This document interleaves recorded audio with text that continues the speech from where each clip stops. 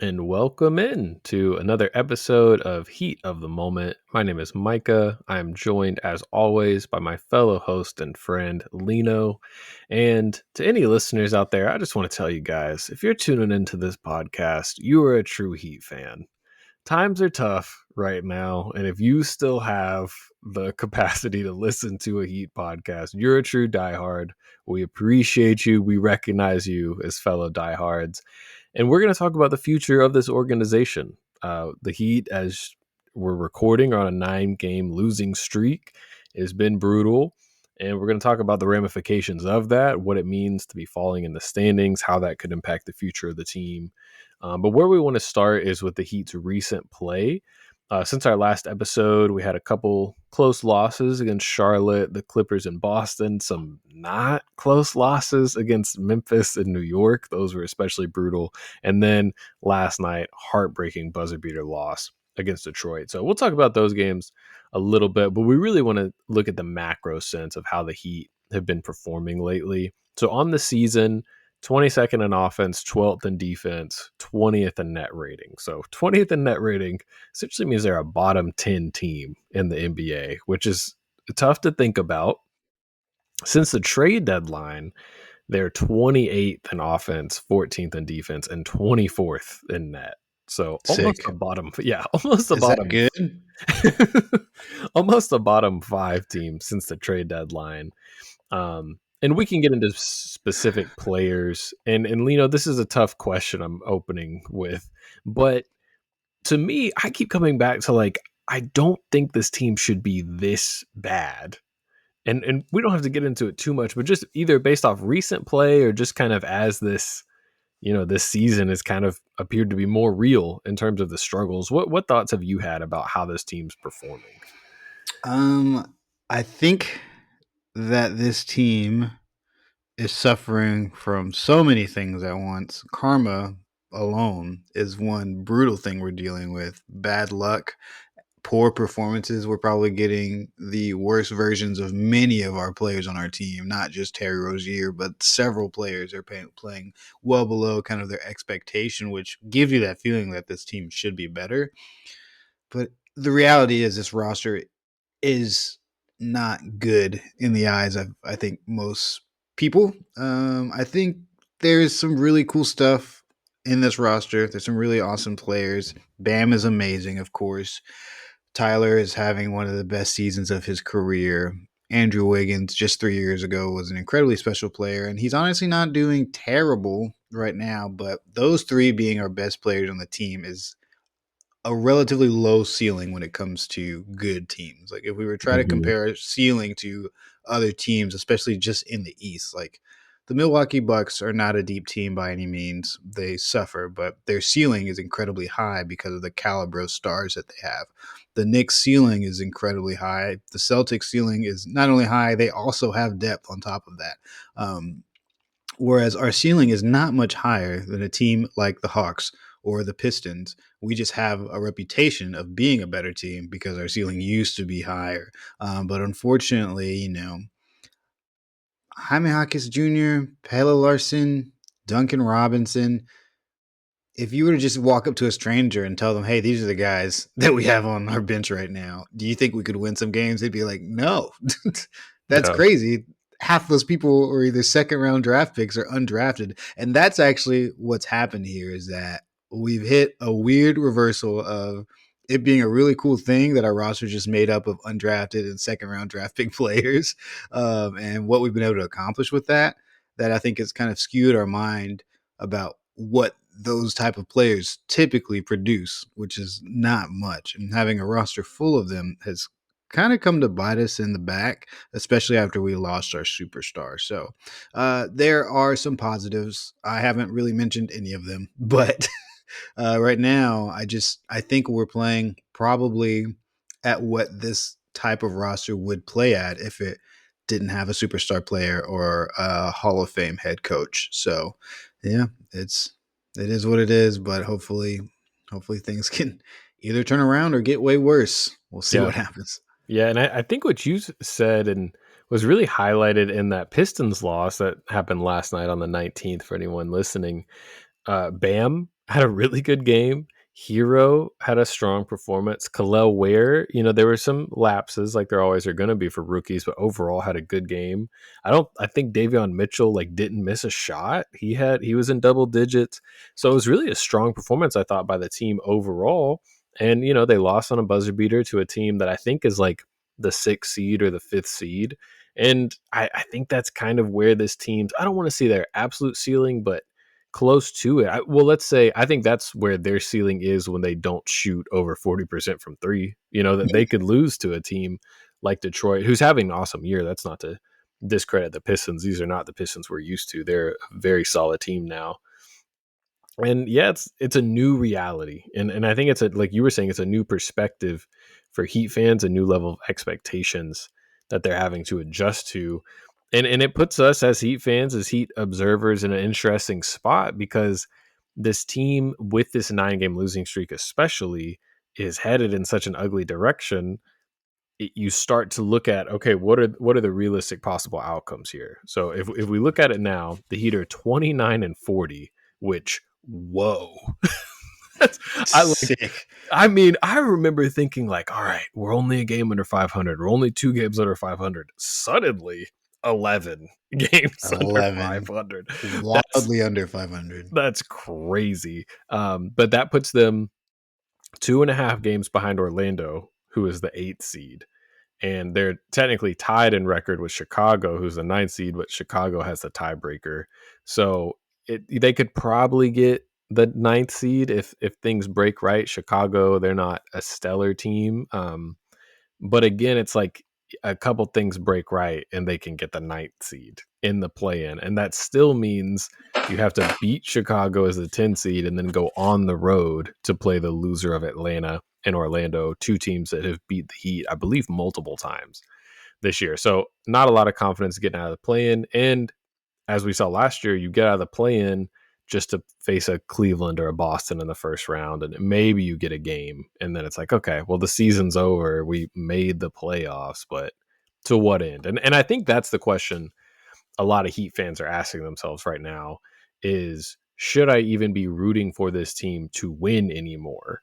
Because Mm. losing and getting a better draft pick could be the best thing to happen to this team. So, as a fan, how have you kind of grappled with those dynamics? I think I've been stuck in such a bizarre situation because in seasons past when we weren't good, like pre 2019, and after LeBron left and everything went down with Bosh and Wade, um, we were kind of stuck. But we kind of went into those seasons knowing that they were going to be bad, and so while I wasn't rooting for us to lose, I was more keyed in on the development of young guys. But right now, we're in a position where it really doesn't feel so good just to try to watch the young guys struggle. And like our best players are young guys, but also not like crazy young. Like this is probably about as good or as great, really, that Tyler and Bam are going to be. Players like Jaime Jaquez Jr. are probably not going to get much better than this. And so it doesn't feel as good to kind of just watch progression through this last part of the season, especially a season where we're like in the mix still somehow because of this godforsaken play in tournament. But at the same time, I've just never been one who can just like root for the team to lose or like be happy that we lost. Like that's just never going to feel good. I'm never just hopeful that we tank. Like I could take solace in the fact that we moved up and like I'm good with consolation prize of we got, further up the draft lottery. Awesome. But it's just never going to feel good. And I just never encourage fans to get into that mindset just because it can be a long time before you ever get out. Now, we slide, we have a terrible end to the season, completely out of control. And then we get the benefit of a great pick. That's awesome. I'll feel good about that on draft night. But going through the rest of the season, I would just love to see this team show an ounce of like discipline and self-respect. Mm-hmm. Yeah. And also just to get less or get more lucky, less unlucky. Like a lot of this has just been stuff not breaking our way, which Mm-hmm. leads me to believe that things won't break our way for the rest of the season. I'm curious as to where you're at on that. Like, do you feel like because we've been so unlucky in so many situations that that's going to continue, or that eventually we'll have to break even and like regress back to the normal amount of luck? With more time left, I think I'd expect water to kind of find its level, but I think there's only 13 games left. I have a Yeah. harder time believing that. And a lot of it too is I don't think it's just shooting luck. Like I looked up the Hmm. stats. Let's see if I can find it before the trade deadline. Prior to the trade deadline, the Heat were 11th in 3-point percentage. They're shooting 37% from three. Since the trade deadline, they're 25th in 3-point percentage, 34% from three. So, I mean, if that course corrected and we shot 40% from three the rest of the year, yeah, maybe they pick up some games we don't expect them to win. But it is hard to view, Spo keeps talking about a breakthrough, right? Like Hmm. eventually it's all going to click, and now that breakthrough really feels like just win a game. Yeah. It doesn't like used to when he would talk about it. I thought he was kind of envisioning like a big winning streak leading into a strong playoff performance, but now it feels more Exactly. like just get the train back on the tracks. And to the concept of wanting the team to lose, I thought you put it really well. It's logically, it is probably for the best, but fan is short for fanatic. And I emotionally am invested in this team. I care about these coaches and athletes, and it hurts me to see them depressed at these post game press conferences. Like, these are my favorite players and athletes. I want them to have success, and so, what I have done as a fan, what I've decided makes the most sense for me is outside of the probably outside of the games being played and maybe the 30 minutes after the game ends, I kind of want them to lose. Not like on purpose or anything. I don't want them to like bench Hero or Bam, but like that's kind of the outcome I prefer. But as the game is going on, I'm completely just in an emotional, like, we gotta win, we gotta get this one, like we gotta go over the hump, which it's contradictory, but it's kind of where I've landed. I think Hmm. for the organization's future, the best thing to do is probably to lose games. But as a fan, it's like you were saying, I would never watch a game and be like, oh, I hope Tyler misses that shot. Like Yeah. that's like when he Yeah. was And taking the free that's, throws last night. I was like, oh, I was like standing up in my living room, like dying with every attempt.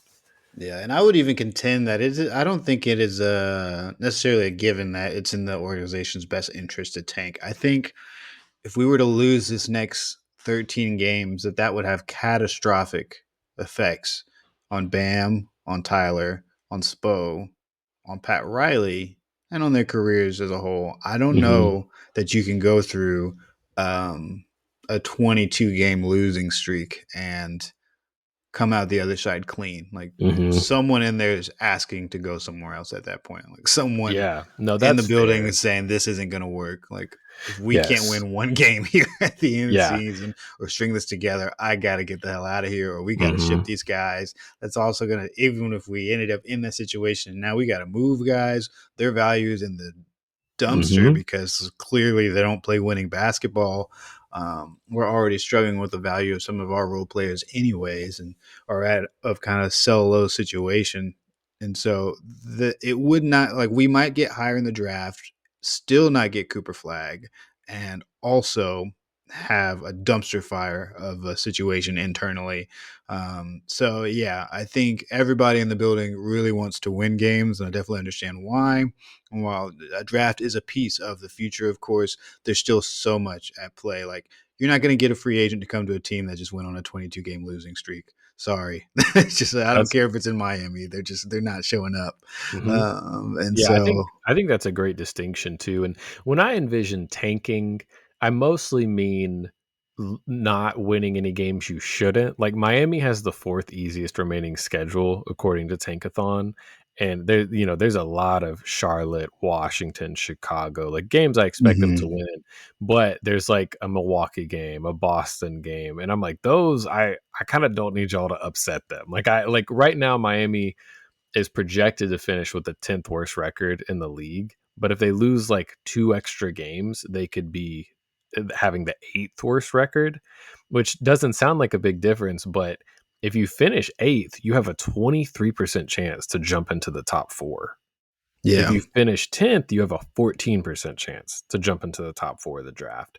So those are, and for people listening that don't have the standings in front of them, it's mostly San Antonio, Portland, and Chicago that are all kind of bunched up with Miami there. So if you're wanting to root for a team, that's the other thing. Maybe all those teams just win out. Yeah. Maybe we could root for it that way. Yeah. But yeah, you're definitely, if you're a Heat fan, you're pulling for Chicago, pulling for Portland. But as we say all this, and Heat fans listening probably have already kind of been screaming at us to mention this conversation is complex because in a normal season it might be easy to say, yeah, just tank, and then we'll just get a good draft pick and keep rolling, kind of like the Mavericks did with Derek Lively, right? They just sat everybody at the end to make sure they kept their pick, they got a good role player, and they made the playoffs and went on a run. What complicates this for Miami is they owe picks to teams. The only way they keep their pick this year is if they miss the playoffs. If they make the playoffs, they give their pick to Oklahoma City. And I wanted to summarize this for people. It's a little complex, but I do think it's important to state it plainly just so people kind of know the conversation, because I've alluded to it a few times. But so the most detailed, easiest way I can explain this is there's two things to keep in mind. The Heat owe two draft picks, two first round picks in the future right now. They owe their 2025 first round pick to Oklahoma City. It's lottery protected. Again, that means if you miss the playoffs, you keep it. And they owe their 2027 first round pick to Charlotte, Terry Rozier trade. But what happens is you cannot trade picks in consecutive years in the NBA. Meaning, if we miss the playoffs this year, we keep our 2025 pick. That means we have to give our 2026 pick to Oklahoma City. It rolls over and it becomes unprotected. But what that also means is now that we're giving away our 2026 pick, we can't give away 2027 to Charlotte because that would be consecutive years. So then the Charlotte pick rolls over a year to 2028 and is also unprotected. And that is the real risk of missing the playoffs this year, I think, is if you miss the playoffs this year, you essentially have two unprotected picks in the future. One as late as 2028. And we've talked about this before. This team's pretty bad right now. They've been mostly healthy. God forbid if we have mostly the same team next year and something happens to Tyler or Bam, we could have a scenario where we're giving Oklahoma City a top 5 pick or Yeah. something. So what are your thoughts on kind of those ramifications of missing or making the playoffs this year? Yeah, I think on like a simpler level, there is, in certain ways, we're going to give away two picks one way or the other. It's just a matter of how you feel about this team's future. There's a good chance we're really bad the next 3 years. Or like things could just happen where it takes us a while to get out of this situation.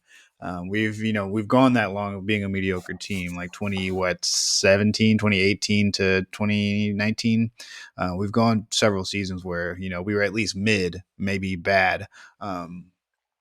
And so to give away the 2026 pick, which is supposed to be a pretty decent draft, would be kind of brutal. And to give away the 2028 pick when we could still be figuring out or having to, it's just very far into the future to just have a completely unprotected pick.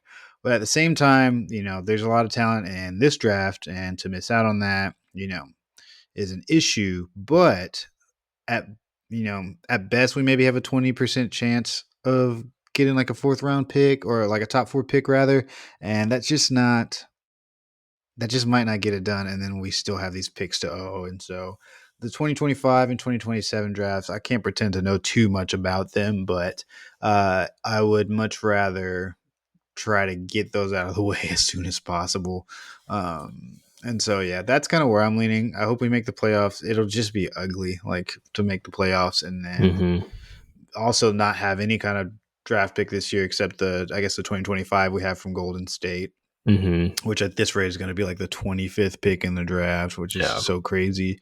Um, yeah, I would rather just make the playoffs, give OKC this pick, be able to draft next year where I know we're going to be bad. Like if I had to bet money, we don't get a star this year or this summer. We don't trade anybody. So we have this roster. It's still not very good. And we end up with a decent draft position. And then we can go from Mm-hmm. there. Like we Yeah. 2027, we don't really have anything. 2028 is like free. Like we're free to do whatever Yeah. we need to do. But what do you Yeah. think? Yeah, it's really tough. It's really tough because you highlighted exactly the option, the fantasy, we could say, of jumping up in the draft this year, boom, the whole franchise's future is altered, right? I mean, you if you then this draft, like this is like a top 6 in this draft. It's really strong.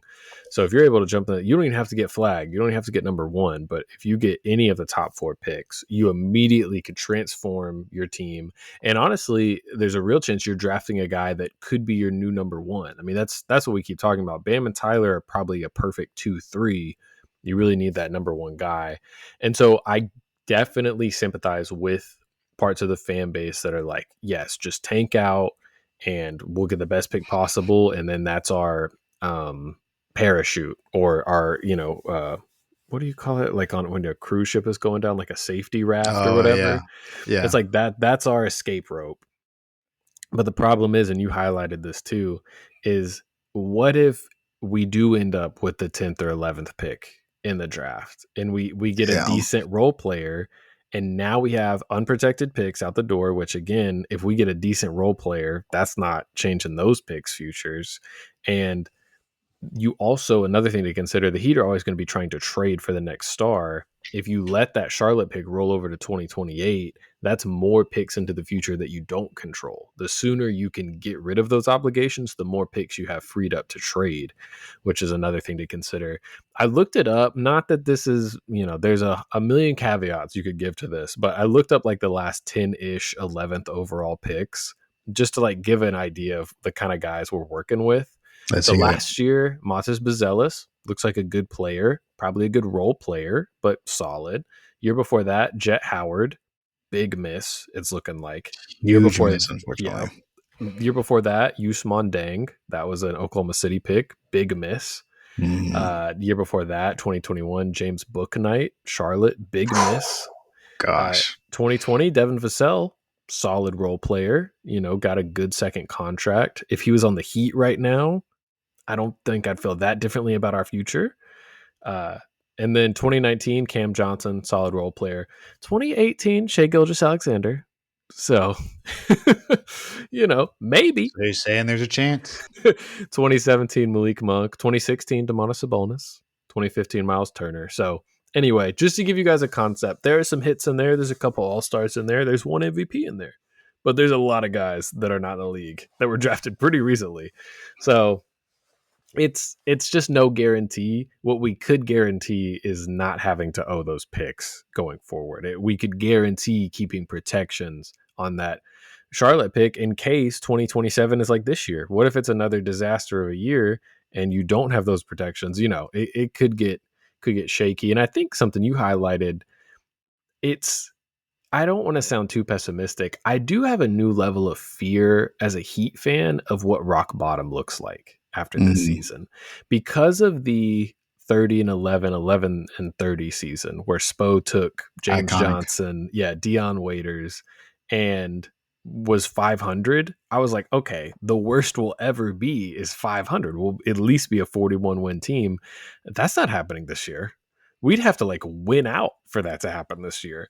I mean, this is probably going to be a 35, 36 win team. And yeah, then you could really be giving up some good draft picks. And again, that's with decent Can we help. pivot real quick? Actually, you make a good point. That roster that went 500, 11, 30, 30, 11, really one of the most memorable seasons of my life, honestly. Um, One might say that that roster was worse than the one we have right now. I think that would be fair to say.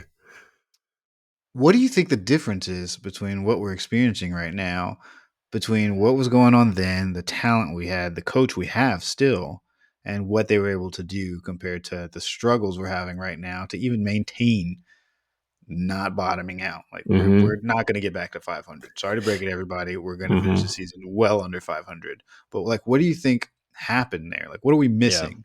I would I would like to look at the stats of it because I think it would be interesting. At first thought, I would think that Heat team I think was really good in clutch games. There were a lot of Dion Waiters game winners that year. Oh And yeah. as it has been noted, this Heat team is horrific in clutch games. So both of those teams might have played in a bunch of clutch games. And like we've talked about, no matter how good or bad you are, that's mostly a coin flip. And so Mm, it could be that went away. And then also that Heat team was fairly unknown. I don't think teams had a long scouting report for James Johnson and different guys. Whereas I feel like what Miami is doing right now has been on display in the playoffs for about 6 years now. Not Yeah. that we haven't added stuff, but people know Duncan, Bam, DHO, Bam's in the post, split action behind him. I think they're more used to those kind of things. It's probably there's just a more comfortability guarding those things. But yeah, Mhm. mostly I would say bad luck. I mean, Yeah. honestly, I'd have to look at the stats more, but I would assume it's mostly that 30-11 team had some pretty nice clutch performance. Yeah, I think I'd say the same thing. I do think there is, if I were just to do some Simmons type intangible stuff, I do think there's a little bit less like kick ass in Hmm. this roster. Like Hmm. there was something about this team that sure they probably didn't have a long scouting report, but what was on the scouting report is that this team is going to drag you into the mud and it's going to be a Hmm. very ugly game. You're going to have to hope you make it out alive. Whereas I think every single team goes into these games with us feeling pretty comfortable about what the fourth quarter is going to entail. Like they get to Yeah. halftime, one way or another, we're up, we're down. They're like, oh well, looks like we're going to win this one. Like, what's the worst thing that happens? Tyler's going to take a bunch of 30 footers Hmm. and shoot 35% on those or worse. Yeah, nobody really seems to be concerned about us. We don't seem to have that kind of aggression. Um, the team kind of just looks tired out there. Like they don't really I felt like the team that had James Johnson, not that Deion Waiters was in extreme shape, but like we had some athletes out there that would really go out there and like hammer it in for 48 minutes. And that seems to be lacking. A lot of it is luck. Deion Waiters hit some crazy shots. We had some crazy games, and we just don't have that luck on our side right now. But it is just crazy because one would believe that this team is way more talented than that team. All trade drama, all the situation we went through with Jimmy, all the new players aside, like this team's supposed to be way better than that team. And it's going to turn out that they end up being way worse, which is kind of crazy to me. Yeah, I looked it up while you were talking. That team was 10th in net rating in the entire NBA in 2017. That's kind of That's insane. crazy. That team was 10th. This current team is 20th. And yeah, they were fifth in defense. And yeah, I mean, I think, we could look at it a bunch of different ways. If I had to say it in short, I would say that 2017 team, that was like their 99th percentile outcome. Like that's the best they could have ever played. And this Mhm. Heat team is like closer to like their 25th percentile outcome. Like this is one of the worst outcomes this season could have had without injuries, I think. Yeah. And we've talked about it. There's just guys aren't up to their normal standard. I think Spo has been good and better than most coaches. I don't think he's been as good as he's been in years past. Bam has been awesome since like January, but the season started in October and it was Yeah. rough there for a while. Tyler, almost the inverse to the All Star break, was going crazy since the All Star break. I think he's shooting 28% from three. It's just guys just haven't put it all together, and it's kind of a macro concept the entire year. It's like some guys play well while others don't, but it just never comes all together when we'd really Mhm. want it to. So yeah, I mean, we're gonna see. Like I think you said before we started recording, obviously we don't have any say in what happens, and we know the Heat are gonna try and win every single game, especially just because I think the entire franchise, our organization wants to get this losing streak off their backs. But what actually comes of it will be super interesting. I wanted to ask you a little bit about the play in specifically. Mhm. So it looks like the Heat are going to be 9 or 10, most likely. So they're probably playing Yeah. Chicago. It might be in Miami, it might be in Chicago. And then after that, they're playing the loser of Atlanta and Orlando. If that happens, how do you see those games going? What's your expectation level? What kind of success do you expect from the Heat in those scenarios? Um, I could see us winning both of those games. So there's still two winnable games. It's just terrifying because we've been in this situation which will go on a third time into the play-in tournament against really the same teams. Like we lost to the Hawks and then had to play the Bulls, even though we were like the seventh or eighth seed. Like we've been in this situation where we've had to play in both games, and it's so ugly. And we've had to really scrap our way out of them. And so if I were a betting man, I'd say this is our time to lose because I think every dog kind of has his day. I think we've seen just in our long play in and playoff experience and tenure as a team, usually we get the upper hand on a team and then they come back the next year and figure us out or get their get back in one way or the other. It happened with the Bucks. It happened with the Celtics. Teams have just had to go through us to get to their championship, which is incredibly frustrating. But tired of being the final boss for some of these teams, and would like to actually win something for once. But I do think we're on a decline. While no, I can't say that. I almost said that the Bulls and the Hawks were on the way up. They're not. We're all just on the way down, but they seem to be kind of slowing down and maybe even hitting a curve where they Hmm. might see some daylight with some of the young players that are playing well in Chicago, at least. I But feel like Atlanta and Chicago are like as bad as they've usually been for the most part, but we've just crashed past that. right past them, and they just been kind of cruising, and they're like, They're "Whoa, just like, what was that? was that Miami? Where the hell did they come from?" Yeah, so I don't have a lot of confidence, but once the play-in tournament, if we're here, if that's happening, and we're in the play-in tournament, we just got to make it happen. Like we have to win those games. See, I want to throw a hypothetical at you because I was thinking about this as we were discussing because we both, it sounds like, are like we never want to see the Heat lose on purpose. We'd never be rooting against the Heat. But let's say everything breaks our way in the lottery standings and the Heat do have the eighth worst record in the NBA. What's interesting about that is they'll still make the play in. So if the Heat were 10th in the play in, we're about to play Chicago, or even worse, let's say they beat Chicago, they're about to play Orlando to see who gets the last playoff spot. And you know in your mind, okay, we win this playoff spot, we're the eighth seed, we get swept by Cleveland, or we lose and we get the eighth pick in the draft. What, as a fan, how do you think you'll feel going into that game? We got to win. We got to win. I can't lose to Orlando in the play-in tournament. I I really mean, don't want to lose to the Hawks in the play-in tournament. That's the yeah, last thing I want for this season. yeah. Which that could have been our season one way or another, regardless of our record. But the eighth pick in the draft would be great. I am skeptical that the talent we'd get this year would make whatever we'd go through after that use or worthwhile.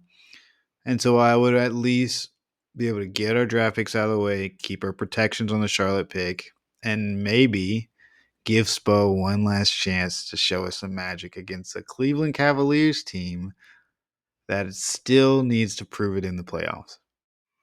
Yeah, I get the mentality for sure. And I do think that would feel really good for this group to still make the playoffs after all this adversity. Like I Yeah. think it's sounds crazy given the expectations going into the season that that would feel like a success, but I Mhm. do really think that's something this group would be proud of.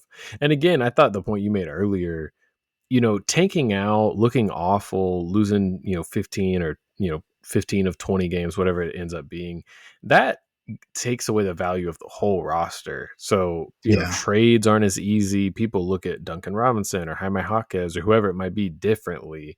Whereas we're seeing with like Portland, they're kind of having like a fun surprise season, and people are like, Denny Avdia, good player, which he is, but it makes guys look better because they're contributing to success. So it could help in that way. And like you said, at least then that helps with the pick situation. So Heat fans, if you want to look at it that way, you can't lose. But We I'm can lose, and we will. We'll lose a yeah, lot. we'll somehow miss the plan and get like the 11th pick. And then is that nightmare scenario, do we think? Yeah, that's I mean, that's pretty bad I don't think because maybe. I mean, I don't think we'll win enough to even get the 12th pick, but I guess that would be worse. But yeah, keeping like a lottery pick, not moving up, and missing the playoffs. maybe we draft the next SGA. Yeah, yeah. We keep texting each other. I'm like, this suffering has to yield something. This Yeah, has to be worth something. But every time I send that text, I'm like, what if we're actually paying for the eight seed finals run? What yeah, if we'll this is pay for both actually? finals run. They said you got your due. You shipped Hmm. off the guy, Yep. and now you have to suffer. It's been ugly, but I think this team will come out of the other side with something. I think Spo's still a good coach, and we got some good players here. We just gotta people just gotta stick to what they said they were gonna do this season. Hmm. It's looking like it's not gonna make it happen this season, but there's always next season. We're very more than likely going to. What are your thoughts? And we can do a free agency episode, like our summer episode, and what closer when the season ends. But like, how confident are you that this is going to be the exact same team playing come October? That's a great question because I think it's going to be very similar. And I think Yeah, that's part of Heat teams or Heat fans' desperation about this lottery pick because the team's already like at the tax next season as constructed. Like all yeah, the guys you're seeing getting playing time right now, other than Davion Mitchell, are pretty much under contract for next year. And Davion's one of the ones you'd want to keep out of everyone that's played. yeah. So yeah, I mean Terry's under contract, Duncan's under contract. Obviously, Tyler, Wiggins, Bam, Kyle Anderson. I mean, it's almost the whole roster is going to be there. And because of that, you're very tied up in terms of what you can do. Now, technically, you could say Duncan's a $20 million expiring contract. Terry Rozier is like a 20 plus $1 million expiring contract. And those have some value just because they free up money for people. So, I mean, maybe you could look at a scenario where you package some of those guys, maybe package Wiggins, attach a couple first. There is a scenario if the Heat miss the playoffs at the draft, they will have 4 available future first round picks to trade. They'll have their pick, which could be 10th, could be 8th. They'll have the Golden State pick from the Jimmy trade. And then they'll have their 20, I think it was 2030 and 2032, something like that. Those picks available. So, I mean, they could put together a decent offer, but I mean, we'll see what happens. Oh, okay, this is a good question to follow up on this. Durant is the big name for this summer, right? It seems like Hmm. him and Phoenix are heading towards a divorce. Yeah. Do you want them to pursue Durant? B, where does that put them in the East if they give up kind of like what I was talking about? Probably Wiggins and then maybe Duncan or something. We give up Wiggins, we give up Duncan, what, 3 draft picks? I would do it. I would do anything to have this not be the same team we watch next year. All respect to these guys. I've enjoyed watching them over the years as a unit. This season, I respect the guys who came in and tried. I respect what we tried to do with this roster. I do not want to go. I would rather bring KD in and it not work, which it likely wouldn't, just because he's getting old, and there's just not a lot to put around KD. Um, but I would rather have him here, see KD in a Heat jersey, sacrifice a couple seasons that we're going to be bad anyways, and at least know that we have a pulse in the front office that we're trying to do something. Like it would be cool enough for me to say, if what KD may finish his career in a Heat jersey, that's kind of cool. If we're gonna suck anyways, like let's move some stuff, let's bring in some picks, and let's have KD do his retirement tour in Miami. I would give Yeah. anything. I would see anybody in a Heat jersey next year if it just meant something was different. I I think that's another great example of how this Heat team is putting fans in such a tough spot because you're preaching because logically we need to keep all our picks. KD, what does KD make you? The 5th best team in the East? Like you're still losing in the second round. But emotionally, it's like I can't do this anymore. I can't watch Tyler get suffocated as a number 1 option. Not his fault. Great offensive player.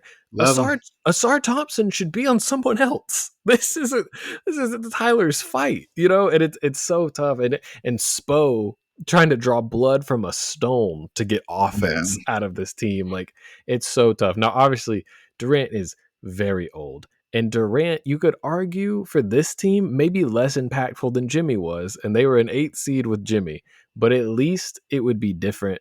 Ideally, they can somehow get somebody younger. I don't really know who that would be. Like you said, we can talk about in future episodes. One name, I'll just put this out there. One name that keeps popping in my head as a Heat target that makes sense to me for this summer, Zion Williamson. The Pelicans are in a weird spot where they have some young guys, but they're definitely not good enough. It's kind of been a disastrous year. They're going to have a high draft pick. And I don't know. Something about that marriage just makes sense to me. Best version of Zion, with the Heat. Anyway, we'll see what happens. But somebody in that age range, I feel a lot better about doing it. But yeah, emotionally, I'm with you. I'm just like something different, please. Let me do you one better.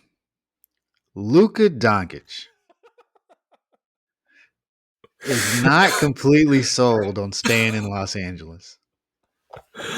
Oh my There's nothing god. that says he's committed to staying there. He's not going to make that Hmm. much more money. Okay.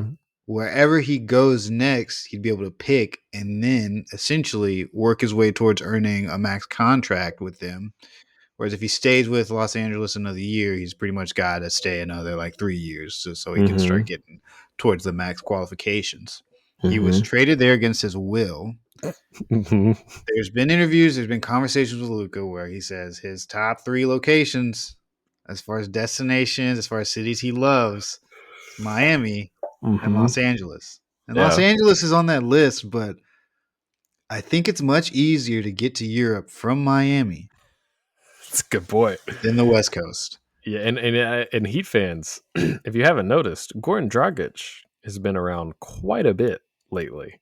I'm thinking I wouldn't be surprised if we get an announcement this summer he becomes part of the front office. And I mean that's Luca's big brother. We'll see. The problem is this also goes into your earlier point that when you're not good, it's hard to get good players because it would cost probably Bam, and if not Bam, it would cost Tyler and everything else. And then Luca's like, so I'm going to play with Well, hold so on now. Luca, like his I think his contract is gonna be up. you're saying he does like a Miami and Miami only thing, kills the market. Kills the market. What did has he already extended with Los Angeles? No, no. And his contract expires next summer, I think, not this summer. Yeah, year and a He could half. not extend, and he could be here summer 2026. That's all I'm saying.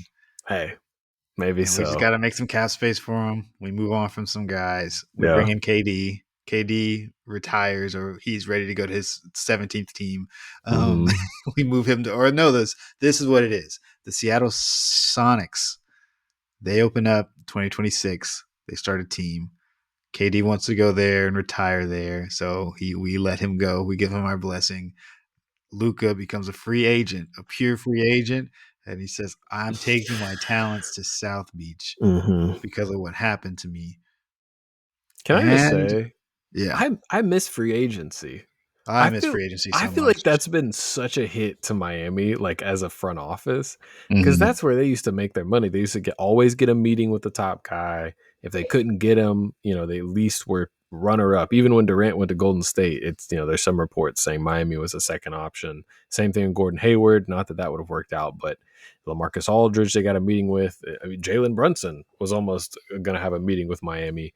And that's when they had Kyle Lowry. It didn't even really make sense. But anyway, I say all this to say, with the way the CBA is set up, and now that guys constantly sign extensions and never hit free agency because it's safer and you make just as much, as not more money, that really has hurt the Heat because that's how they acquired guys. Like if you look through the past, like stars the Heat have acquired, a lot of them were in free agency, and now I feel like they're kind of having to try and pivot because they would get those stars in free agency and then send out all their draft picks to build the team around them. So they're used to having draft picks out the door, but now it's like if you don't have all your picks, I mean, it takes 5 firsts to get Mikal Bridges. Like Yeah, you want Luca, like I mean, it's one first and Anthony Davis. right. Well, yeah, we don't have Anthony Davis to throw around, unfortunately. But It's true. yeah. But anyway, Heat fans got on a big tangent there. We'll close with this. And we'll start kind of doing this at the end of episodes, but it's a March Madness is here. The Heat, I think, they're definitely going to have a draft pick one way or the other. They might have two. So we thought it would make sense to at least highlight some prospects for you. And no better place to start than with the pretty much foregone conclusion number one pick, Cooper Flagg, forward from Duke. I'm sure if you're listening to this podcast, you've heard of Cooper Flagg, so we won't bore you with too many of the basics, but 6'9 forward wing, 6'11 wingspan, very young. He's going to be like 18 and a half at the draft. He reclassified. So for a lot of this college season, he was 17. Been one of the most dominant freshmen in college basketball history. I would say probably the best college prospect since Zion. Um, Freak athlete, probably charts to be the best defensive prospect since well, I should say college defensive prospect since Anthony Davis won Benyama, obviously in a class of his own. But elite defense, I think like Andre Iguodala, Kirilenko, like he can do it all. He can switch on to anybody. He's like 220, like and he'll probably add weight to that. Yeah. Good rim protection. He's shown really nice flashes on offense. He can really pass it. His shot looks a lot better. Lino, have you been able to watch any Cooper film? What do you kind of think of Flagg as a prospect? I've never been the best draft prospect analyzer. Like I think you and I have kind of at the same time started to get more and more into the draft, especially as it gets closer. It's been in a few summers at Summer League in Vegas. Um, but when I watch this guy, I just think, dang, that guy's good. Hmm. I Yes, watch him sir. like I was like, I don't know if I need to really analyze this. This is like if you just watch him, he's really good at freaking basketball. Like Hmm. he knows Good what at he's doing. almost everything. Yeah, I'd say like at least like not bad at really anything. Like he's Hmm. at least serviceable in every aspect of the game. And his defensive ceiling is so high that he just it's not even just from a physical like athlete standpoint, which he is. Like he does have a defensive IQ and an understanding of how the game works in a way that is very special and I think will translate to the league very well. Offensively, I don't know that he has the deepest bag in the world, but he has his bag and he has what works for him. And he's good at taking advantage of his size and his ability to get to the rim has shown that that would be something that he'd be able to maintain at the NBA level. Could be a better 3 point shooter, I guess, but he's not like a bad 3 point shooter. I think he's shooting like 36% or something like that, which is, around league average, I think. And so he just can do it all aspects of the court, and a guy like that just raises your ceiling. I Hmm. don't know that anybody out there questions whether or not the Heat would be better if we had him on the team. But it's been pretty special to just kind of see how he's been able to do this at pretty much 17, and he just has so much career left, which is kind of crazy. But Yeah. have you been had a chance to really watch him? Is there anything that really stood out from his game? Yeah, I have been able to watch a little bit. As we do draft stuff, we will always point out, of course, we're not experts. We don't watch a ton of college basketball. We try and find good, smart people to listen to and then deliver that information to you guys. So, Brian J. Draft has a Patreon, super great. And then Lino and I are both big fans of Ben Pfeiffer on YouTube, Twitter. So I watched a lot of their stuff, read a lot of their stuff on Flag, and yeah, I mean he he's the full package. I think he probably is gonna end up being a number one like best player on defense for a title team, and maybe second best offensive player would be how I'd guess it would go. He can definitely pass. His isolation scoring has been kind of what's been questioned in college so far, and that's kind of what Lino alluded to in referencing like his bag isn't the deepest, but he's definitely got some moves. I would say everybody wants to do comps. People that have been watching the NBA for a long time, he definitely reminds me a lot of Chris Webber. That comp Mm, has been thrown around. He can pass, he can handle. He's at a size that's so valuable and impactful. And with how he moves, I've seen another fun comp. Comps are fun in general, but I saw another comp I saw was male Brianna Stewart for any W fans oh, out there, which I thought was pretty cool. Now Brianna dang. Stewart is like arguably the GOAT, so that's it's high praise. I mean, she was like a 4-time national champion at UConn, but it's similar, like do it all forward. Can play Mm, on any team. But another comp, this one I came up with myself. So if it's crazy to people that really know this stuff, you can call me out. But as I was watching him and watching how he played, I got like if you gave Pascal Siakam the super soldier serum from Captain America, because he's got like the post game that flows into like getting a foul or getting a little flip shot in there. Like he's got some good mm, craft, but then also like if you give him space, it's one dribble and he's dunking all over your center, which yeah, Siakam doesn't have that part of it. yeah. But yeah, it's like freak athlete Siakam is kind of the vibe I Yeah. saw. What I was thinking, just from watching some of the highlights and just how freakishly athletic he is, and I mean, I never can really tell how that's going to translate from playing guys in college, like, and then playing in the NBA because you're playing against like future businessmen and like marketers, and then you're playing in the NBA, and I just don't know how that's going to translate. But I feel like he is maybe one freak growth spurt away from being like Giannis. like, Yeah. like he's missing the size that would allow him to always have that advantage, but the Hmm. power is there, the speed is there, the one step. Like he really does not need a lot, and that was one thing. Is like people like to make fun of Giannis because he didn't have a bag, which I think he's kind of developed one over his career at this point. He's just always working on his game, but he didn't need one. Like give me two dribbles, give me a little bit of room, and I'm going to get to the rim, and I'm going to make something happen from there. One thing I've really loved about what I've seen from him, just in watching some of his strengths and some of the things on tape, he's got really interesting passing chops on the drive. Like he really loves to dump it off to guys. He's always got an eye open for who's supposed to be open whenever he is creating pressure or drawing a double somewhere.